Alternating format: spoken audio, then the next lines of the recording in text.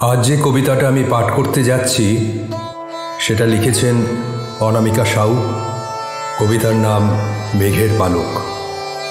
এটি দ্বিভাষিক কবিতা, বাংলায় এবং ইংরেজিতে উনি লিখেছেন। আমি দুভাষাতেই পাঠ করব। পাঠ করছি মেঘের পালক। খুব সন্তর্পণে খুলো মেঘের পালক, পৃথিবীর জন্মান্তর হবে। চলো চাঁদের গভীরে রেখে আসি আমাদের সম্পর্কের গোপনীয়তা, তারপর বিস্তৃতি। শুধু সবুজ ফসিল জানবে মোহনীয় সব অন্ধকার।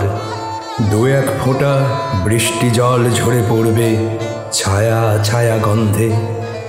আলো আঁধারিতে শরীরে পারিজাত ফুলের গন্ধ। সিঁথি ভর্তি চুমুতে খুঁজে পাবো তোমার ভার্মিলিয়ন রেড। রুদ্ধশ্বাসে এখনো খুঁজে পাই সেলফোনে তোমার অবৈধ আবদার। হই হই করে ঘিরে ধরত পাগল ধাঁধারা রুবিক্স কিউবে। কিছুতেই ছুঁতে পারতাম না তাদের জিওমেট্রিক স্কোয়ারে।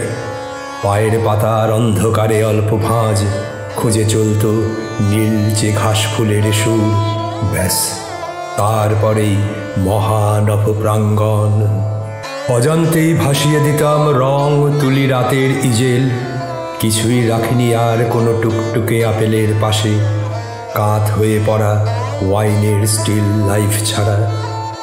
এখন শুধুই দেখি মেঘের পালক, নক্ষত্রের আলোয় মোম পেন্সিলে দুজনের অবিরাম ভাব আড়ি আড়ি খেলা।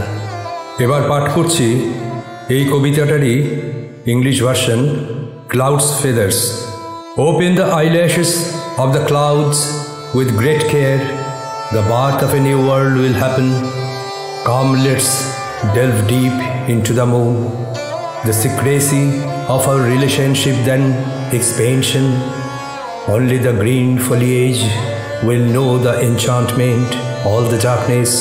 A few drops of rainwater will cascade down in the fragrance of shadows. Body adorned with light and darkness, scent of flowers. I will search to find in the touch of lips your vermilion red. Still searching in the restrained breath. Your unauthorized affair on the phone, surrounded by shies, holding onto the crazy puzzles in the Rubik's Cube. I couldn't touch them at all in the geometric square.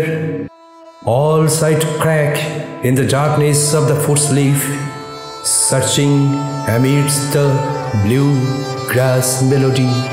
Dimension then the grand courtyard. Unwillingly I would dissolve and mix colors in the night's fog, left nothing, not a single spot by the side of the apple scotch, up in the stillness of wine without life. Now I only see the eyelashes of clouds with the wax pencil of starlight, the uninterrupted game of affection and conflict between two.